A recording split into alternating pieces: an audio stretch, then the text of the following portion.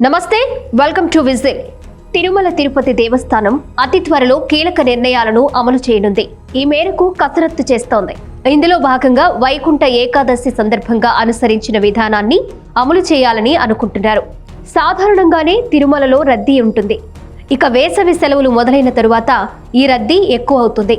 దీంతో భక్తులకు ఇబ్బంది కలగకుండా ఉండేందుకు తిరుమల తిరుపతి దేవస్థానం ప్రణాళికలు చేస్తోంది.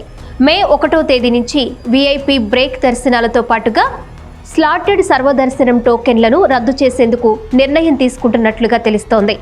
వైకుంఠ ఏకాదశి సందర్భంగా ఫాలో చేసిన నిబంధనలు అమలు చేయాలని టీటీడీ అధికారులు భావిస్తున్నారు. కిందటి సంవత్సరాల డేటాను చూస్తే వేసవి సెలవుల్లో ఎక్కువ మంది భక్తులు దర్శనం చేసుకున్నారు. మే, జూన్, జూలై నెలలో ప్రతి నెల సగటున 23 నుంచి 24 లక్షల మంది భక్తులు తిరుమలకు వచ్చారు. ఈ లెక్కలు పరిశీలించిన టీటీడీ వేసవి సెలవుల దృష్ట్యా విఐపి బ్రేక్, ఎస్ఎస్డి టోకెన్ల రద్దు చేయాలని నిర్ణయం తీసుకుంది. ఇప్పుడు విఐపి దర్శనాలకు రోజు 2 నుంచి 3 గంటల సమయం కేటాయిస్తున్నారు. ఆ సమయంలో 3800 మంది వరకు విఐపీలు స్వామివారిని దర్శనం చేసుకుంటున్నారు. ఈ 3 గంటల సమయాన్ని సామాన్యులకు కేటాయిస్తే అనే అంశాన్ని పరిశీలించినప్పుడు కీలక విషయాన్ని గుర్తించారు. 3 గంటల్లో సామాన్య భక్తులు ఏకంగా 15,000 మందికి పైగా దర్శనం చేసుకుంటున్నారు.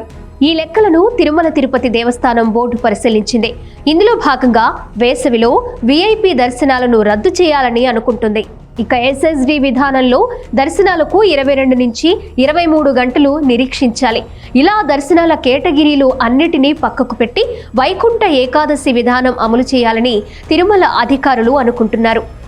ఇలా చేస్తే 8 నుంచి 12 గంటల వరకు తగ్గుతుందని అంచనా వేస్తున్నారు.